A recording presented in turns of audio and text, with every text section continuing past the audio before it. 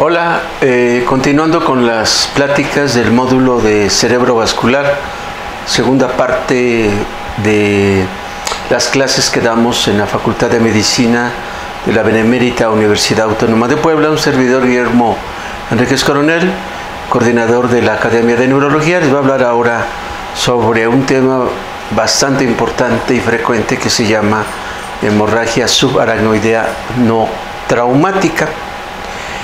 Desde luego, como en todo en medicina, existen guías y ustedes pueden basarse también en las guías que la Sociedad Americana de Neurología escribe sobre esta enfermedad. Desde luego, esta plática no es dirigida a especialistas, sino es dirigida a estudiantes de la Escuela de Medicina, a estudiantes. En estas guías, ponen a la hemorragia subaracnoidea como una emergencia médica y muchas veces quirúrgica, con nivel de evidencia 1, ¿no? Para saber qué hacer rápido y así salvar la vida al paciente. Requiere tomografía de cráneo, a veces punción lumbar, lo que dice esta guía, y a veces resonancia magnética. La angiografía a veces es convencional y si no, angioresonancia o angiotomografía. Otra de las publicaciones importantes que me he basado es la revista New England Journal of Medicine, donde habla de manera completa y abundante acerca del tema hemorragia subaracnoidea, como ustedes pueden ver en este momento. Y hay que recordar a dos personajes que tuvieron hemorragia subaracnoidea. Uno es, en primer lugar, Sharon Stone. Sharon Stone, hace algunos años, cuando todavía era joven y guapa, presentó un cuadro de hemorragia subaracnoidea y la causa fue ruptura de un cavernoma. Afortunadamente evolucionó de manera favorable, pero el que no evolucionó de manera favorable fue uno de los expresidentes que tuvo México, que fue Adolfo López Mateos. Este expresidente López Mateos se quejaba de cefalea hasta que finalmente se rompió el aneurisma. Vino un médico de Estados Unidos, clipó de manera equivocada el aneurisma y finalmente estuvo en el Instituto Nacional de Neurología el expresidente hasta que murió. Entonces, la hemorragia subaracnoidea es un subtipo de enfermedad vascular cerebral, ocupa el 5% y tiene una altísima mortalidad. Es sangre en el espacio subaracnoideo. Realmente hay que considerarlo como una emergencia neurológica, caracterizado por la extravasación de sangre dentro de los espacios que cubren al sistema nervioso central y donde hay líquido cefalorraquídeo. En cuanto a la epidemiología, es más frecuente la espontánea y también hay traumática y frecuentemente por ruptura de aneurismas de arterias cerebrales. Ocurren de 10 a 20 casos en 100,000 personas, ¿no? Esto ocurre tanto en personas jóvenes como en personas de mayor edad. Más o menos el límite de edad promedio son 55 años y es más común en las mujeres. 10 a 15% de los pacientes fallecen de manera inmediata, el 10% en la primera semana y el otro 25% entre la segunda y la cuarta semana. No solamente hay aneurismas de tipo Berry, que son los que comúnmente conocemos, ¿no? Sino también hay aneurismas de otros tipos, iniciando aneurismas congénitos, malformaciones arteriovenosas que pueden dar hemorragia subaracnoidea, traumatismo craneal que puede dar hemorragia subaracnoidea, aneurismas micóticos que no son producidos por hongos, sino por bacterias que son transportadas de válvulas infectadas del corazón, una endocarditis de Lippmann-Sachs, y eso va a producir cambios en el cerebro.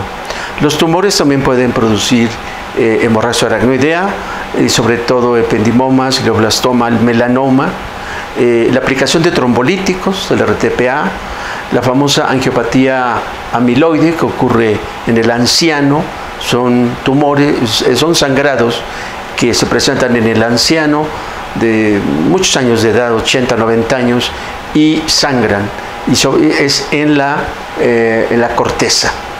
Las arteritis, como la arteritis de Takayasu o el lupus eritematoso sistémico, y desde luego encefalitis hemorrágica y lo que tuvo Sharon Stone, cavernoma. Ahora, la ruptura de un aneurisma intracraneal es la causa más frecuente en un 80 a 85% de los casos. ¿Cuáles son los factores que predisponen a esta ruptura? Bueno, pues la respuesta es tabaquismo, hipertensión, exceso de alcohol, predisposición familiar, enfermedades hereditarias del tejido conectivo, como la enfermedad de Ehlers-Danlos, sexo femenino, estado posmenopáusico y la presencia de riñones poliquísticos. También se menciona a la enfermedad de Marfan como causa de ruptura de aneurisma cerebral. Estos, en cuanto a la fisiopatología, ocurre una formación en la bifurcación de dos arterias, el espacio aracnoideo ahí es donde se rompe, y luego puede ser en el parénquima y puede ser incluso intraventricular. En cuanto al sitio, ¿dónde es más frecuente? ¿Anterior o posterior? En el 85% ocurre en territorio anterior. Siendo territorio anterior, la comunicante posterior es territorio anterior, la comunicante anterior, la cerebral media, la arteria carótida. Existe una lámina elástica interna de la arteria donde desaparece el cuello, la capa media se adelgaza y las fibras musculares lisas son sustituidas por tejido conectivo. Haciendo una remembranza, ocurre más común en comunicante anterior, 36%, cerebral media 26%, comunicante posterior 18%, carótida interna 10%, circulación posterior nombrando a la arteria basilar en un 9%, y desde luego algunos pacientes tienen aneurismas en espejo, o sea, múltiples, y muchas veces el paciente no solamente tiene aneurisma, sino que va a tener aneurisma más malformación arteriovenosa. ¿Cuál es el cuadro clínico? Bueno, el paciente refiere que llega con el médico y le dice al médico que ha tenido el peor dolor de cabeza de su vida. Acá lo interesante es de que muchos pacientes, después de este dolor tan intenso, va disminuyendo en intensidad hasta pasar algunos días o semanas, de tal manera que cuando llegan con el médico familiar o con el internista, o a veces con el neurólogo, muy raramente, le dice el neurólogo, el internista, ¿y cómo te sientes ahora? Y el paciente le dice, pues ya no tengo nada, yo estoy bien, ya estoy perfecto, doctor. Entonces, acá lo importante es investigar el inicio del dolor de cabeza, que es una cefalea súbita, a veces hay náusea, vómito, a veces, no siempre, hay rigidez de nuca en el 35% de los casos. Esto es, si vemos un paciente que tiene una cefalea súbita, intensa, grados 10, pero que no tiene rigidez de nuca, de ninguna manera estamos negando que tuviera una hemorragia aracnoidea. Sí la tiene, aunque no tenga rigidez de nuca. Entonces, entiendan bien esto, estudiantes, que aunque no tenga rigidez de nuca, puede tener hemorragia subaracnoidea. Puede haber pérdida de la conciencia transitoria y alteraciones cardiorrespiratorias. Lo que presenta la revista New England Journal of Medicine, ¿cuál es el cuadro clínico? Severa cefalea, náusea, vómito, meningismo, disminución del nivel de conciencia, signos neurológicos focales, como sería lesión del tercer par, y causas atípicas sería cefalea de Thunderclap, crisis convulsivas, estado confusional y a veces asociado a traumatismo. Ese fue el caso de una paciente mía que llegó al hospital caminando, tranquila, se sentó y me dijo, doctor, vengo porque se me cayó el párpado. Pero le pregunté, bueno, pero cuando se te cayó el párpado, ¿qué síntomas tuviste? Y dijo, oye doctor, tuve un dolor de cabeza muy intenso. Entonces lo que hice fue hospitalizarla inmediatamente. Dice, pero ¿por qué me voy a hospitalizar? ¿Solo porque se me cayó el párpado? No, porque tienes un aneurisma roto. ¿Cómo sabe? Pues porque tuviste dolor de cabeza muy intenso. Pero estoy bien. Pues sí, pero hay que hacerte una angiografía. Se hizo la angiografía, se demostró el aneurisma, se clipó el aneurisma y finalmente se curó esta paciente.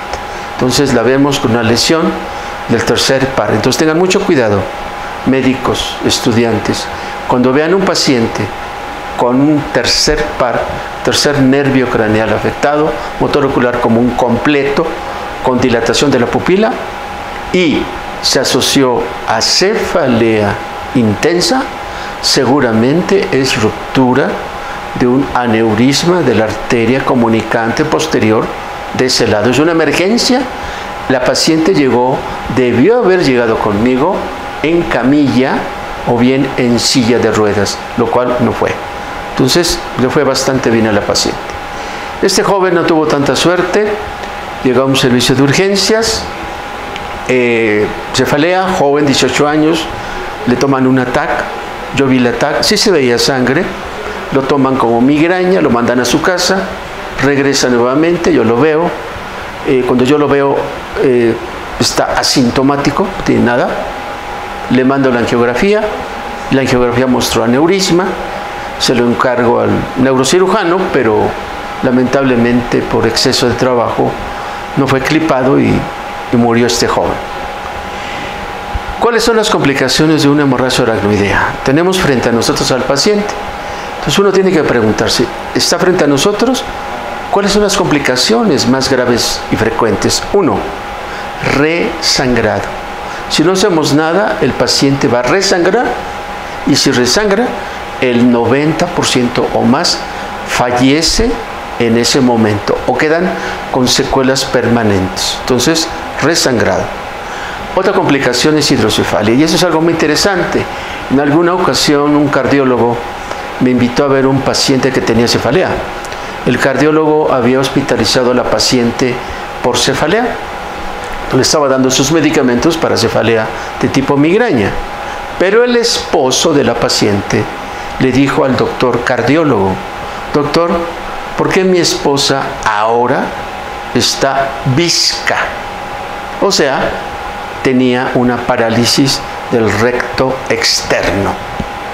Entonces me habla a mí, llego a ver la paciente y tiene una parálisis del motor ocular externo, tenía rigidez de nuca, se hizo la angiografía, se demostró aneurisma, se clipó, se curó y la paciente se divorció.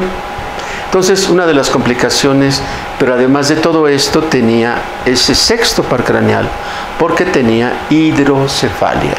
Entonces, se puso una válvula y finalmente se salvó esa paciente. Una de las complicaciones temibles es el vasoespasmo. Casi todos los pacientes pueden tener vasoespasmo a menos que le demos el medicamento que se llama nimodipina. Cuando hay un vasoespasmo, ocurre isquemia, infarto y luego posteriormente la muerte. Existen escalas que ustedes ya las conocen, la escala de Juniges, grado 0, aneurisma no roto, grado 1, asintomático leve cefalea o rigidez de nuca, 1A con déficit focal, pues un tercer par, grado 2, cefalea, rigidez de nuca, parece de un par craneal, grado 3, hay somnolencia, confuso, grado 4, estupor y grado 5, coma, donde en este caso prácticamente el paciente muere.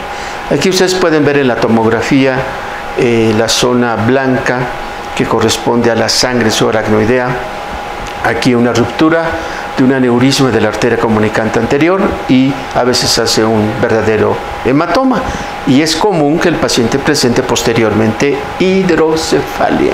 Entonces el paciente, cuidado, aparte de la hemorragia aracnoidea, debemos estar pendientes la presencia de hidrocefalia, que requerirá la intervención del neurocirujano para aplicarle una válvula de derivación.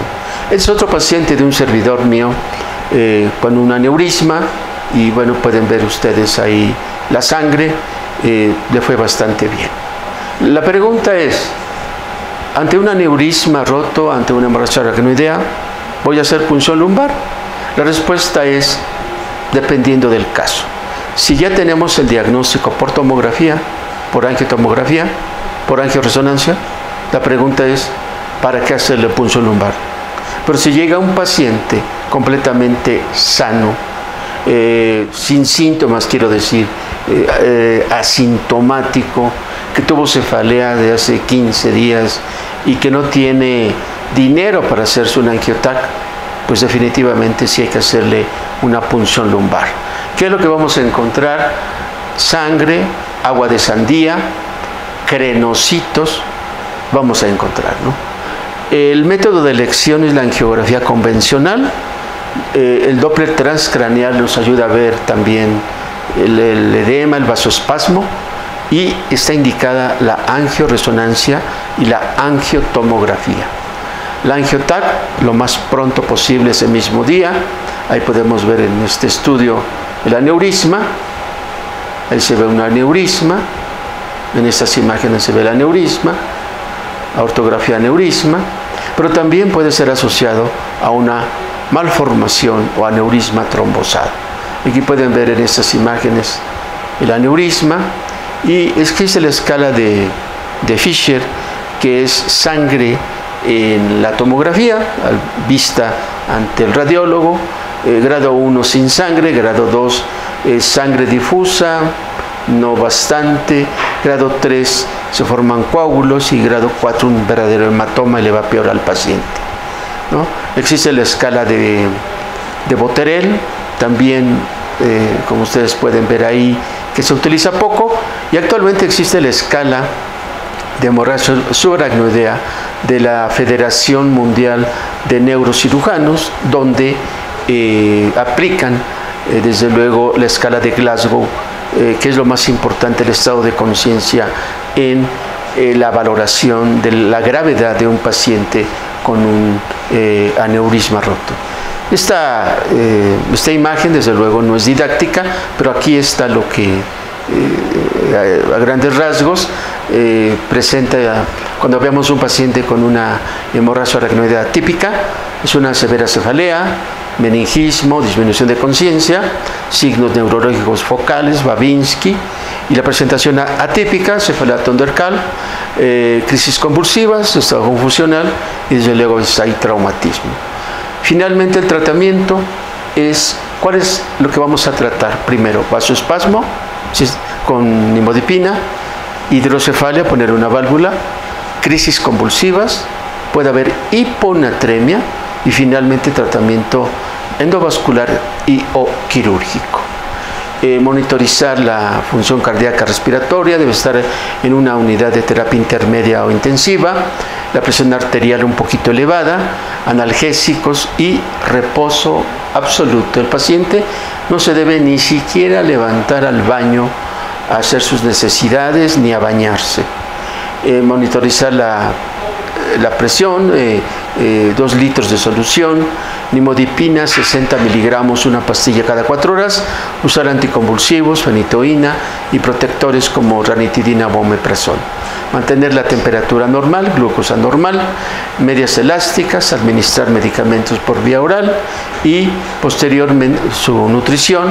La cirugía o terapias parenterales, debemos evitar la hiponatremia. A veces hay que subir un poquito la presión arterial, se dan soluciones hipertónicas o hidrocortisona.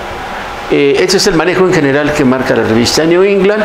Ustedes pueden ver el medio ambiente a media luz, tranquilo. Para el dolor puede darse sulfato de morfina,